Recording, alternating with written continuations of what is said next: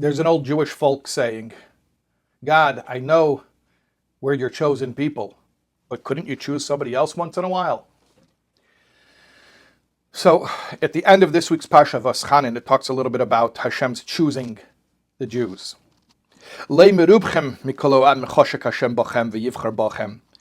because you are most numerous of the people that Hashem desire you and choose you, ki atem hama'at mikol ha'amim, but rather, or because, you are the least of all nations. What does that mean? Hashem chose you because you are the least of all nations. We find many interpretations of this.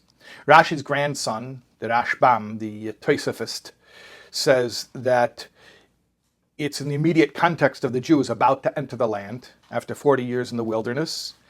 And you're not the least of all people, or you are the least of all peoples, means only in comparison to the Canaanite nations that they were about to go to war with, who were much more populous. Rebbe Bachaya, not even Pakuda, but Rebbe Bachaya, the one who wrote a commentary on Chumash, says that it's referring back to something in last week's Parsha, where Moshe told the Jewish people, Hashem multiplied you like the stars. And now we're saying you're so few. How can you be so few if Hashem multiplied you like the stars? So what it means is, hypothetically, even if you were few, Hashem would still choose you, because even if quantitatively you weren't great, but you're qualitatively so great. So that's what it means, hypothetically, theoretically. Malbim explains it even differently. He says, because the prohibition of intermarriage comes right before this verse, so you might think that an argument for intermarriage would be, well, maybe we should just join with other nations and then increase our numbers that way. So this verse, you are the least of all nations, like an answer to that. No, don't worry about it. You are the least of all nations, and that's okay. You don't have to worry about, bolstering your numbers by intermarrying, like other nations often do in order to increase their numbers. But probably the most well-known explanation of this verse is Rashi's commentary. And Rashi says that least or fewest isn't even talking about a population. It's talking about a character type, a personality type. He says it means humility. He says you are the least of all nations means that you are like Avram Avinu, your father Avram, who said, I am but dust and ashes. And you make yourself small, meaning you are humble, and that's why Hashem chose you. So you are the least of all nations, really, hama'at mikol ha'amim, really means you are a humble nation. You are the most humble nation. You are a nation with humility.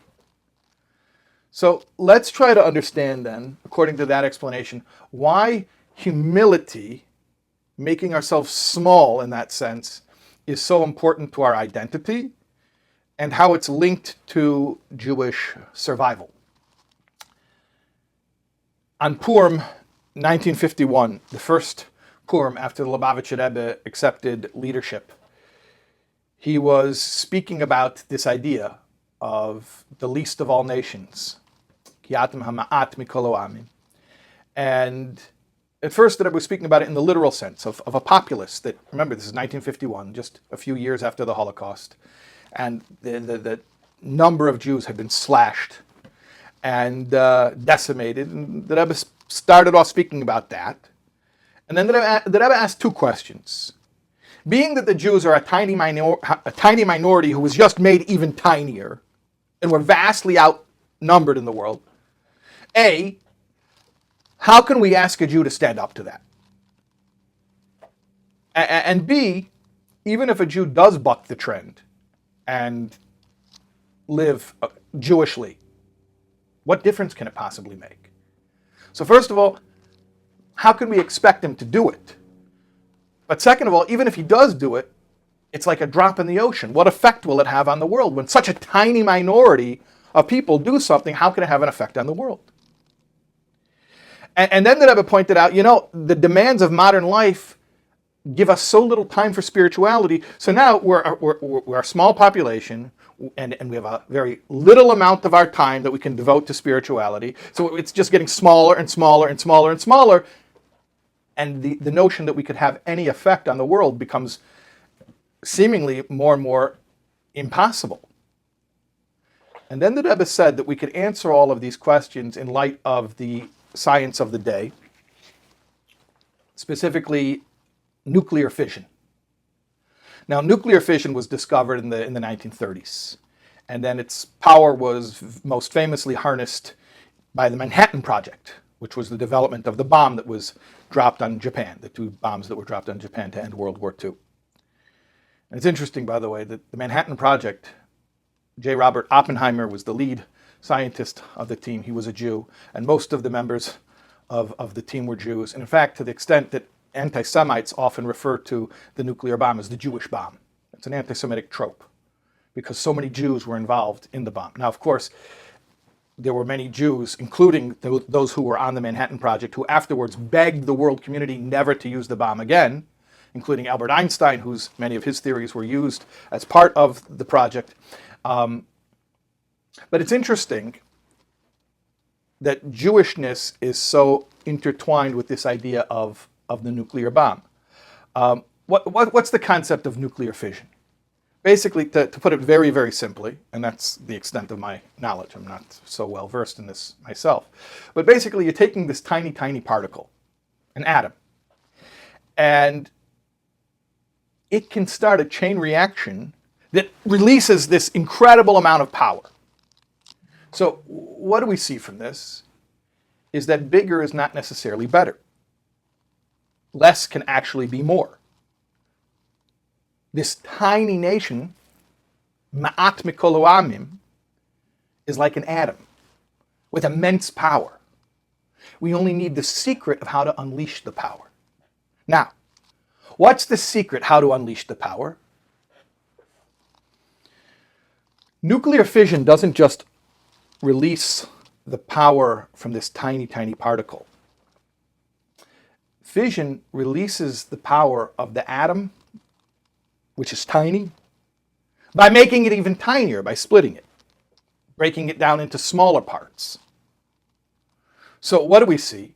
That not only is there immense power in smallness, but the real power is when smallness becomes even smaller. So how do we release our infinite potential? By making ourselves small. That's what it means. Atem ha'ma'at. You are the smallest. You humble yourselves. You make yourselves small. Like Avram, your father, who said, I'm dust and ashes. When do we have impact? When can we unleash a chain reaction that can affect the entire world? Through humility, when we make ourselves small. Ego reduction. See, the ego is the ego, the edging God out. So the spiritual nuclear fission is when we take the smallness and make it even smaller. A tiny insignificant minority, by making itself even smaller, by reducing the ego, becoming humble, can release this massive, massive, massive amount of energy. What does that mean? Let's talk practically. You know, one of the first charges against Chabad, early, in the times of the Alter Rebbe, the Baal HaTanya, he was arrested 2 times. So the second time he was arrested, there were charges against Hasidic culture. One of the charges was that Hasidic culture is bad for society because Hasidic teachings stress humility, what we call bittul, self-abnegation, ego reduction, or ego negation. And the argument was, if everyone's going to walk around without an ego, they're not going to be motivated. They're not going to do anything. They're not going to contribute to society. They'll become leeches on society. So the Alter Rebbe explained that actually the very opposite is true. The Alter Rebbe says, it looks like the motivated person is the self-interested person. But no, their self-interest has a limit. So ultimately, they're only going to do what they need to do to get what they want. They're not really giving to society. But who's unlimited? Who will really do everything that it takes? The selfless person. So you think selflessness makes people not contribute to society. That's the myth. That's the lie. No. Selfishness limits people's ability to contribute. Selflessness is what makes people unlimited in their ability to contribute. So this has always been a great misunderstanding that if you reduce the ego, you're going to become a shmata. You're going to become ineffective. You're going to become a nobody, a loser, passive. It's the exact opposite. When you reduce the ego, then there are no limits. Then you can accomplish anything because it's not about you anymore. Who are you? Who are you to say that you can't accomplish anything? Who are you to say you can't change the world? You understand? That's humility. Don't get in your own way. Just get out of your way and let Hashem shine through. That's the nuclear option. Avram Avinu. We spoke about Avram Avinu. It says, Echad Hoya Avram. He was one. He was the only one like him in the whole world. He didn't have a party behind him. He didn't have a group. Nothing. Talking about a tiny minority, a minority of one. But we're all children of Avram, and we're here because of Avram. And not only did he discover Hashem, he taught the world about Hashem. And not only he called out in the name of Hashem, he caused others to call out. Until this day, you see the influence of Avram. Now, it took a lot of humility for Avram to do that. The whole world said he was crazy. But he rose above his ego. And he selflessly changed the world. There's a concept called the Samson doctrine. It's not confirmed that Israel even has nuclear weapons.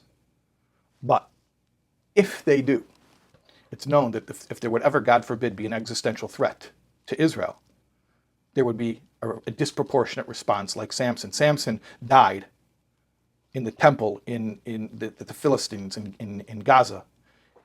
They trapped him, and so he pulled down the pillars, and he destroyed and killed everyone, including himself. He knew he was going down, so he took everyone with him.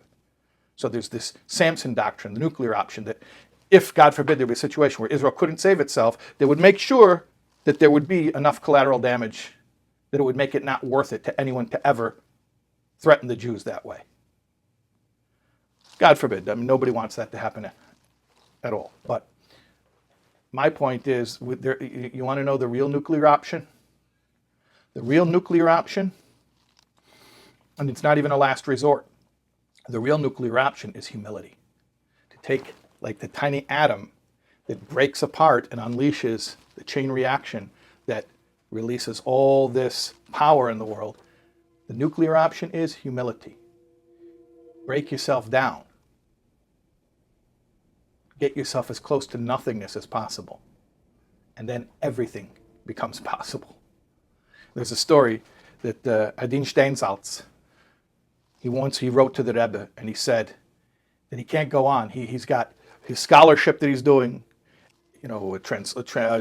translating a commentary on the Talmud, writing a commentary on the Talmud, and he's got his outreach that he's doing, and the yeshivas he's running, and he was running programs in Russia at the same time. Literally had his hand in 4 or 5 full-time jobs. He says, I can't go on. He wrote to the Rebbe, and he said, I got to pick something to focus on. You know what the Rebbe's response to him was? Do more. I can't do more. Do more. That's the nuclear option. The nuclear option is when you reach your limit, now we just go beyond limits. You can't. You're right. You're maxed out. But it's not about you. You take the ego and you break it down.